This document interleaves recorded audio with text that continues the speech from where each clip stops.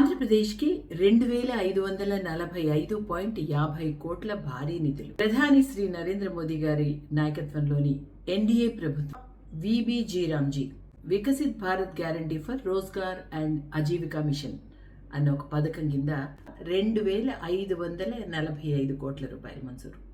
మరి ఈ తొలి విడత నిధుల కేటాయింపుల్లో దేశవ్యాప్తంగా రెండవ అత్యధిక కేటాయింపు పొందడం విశేషం. ఇది కేంద్ర ప్రభుత్వం ఆంధ్రప్రదేశ్ రాష్ట్రానికి ఇస్తున్న అతిపెద్ద ప్రాధాన్యత.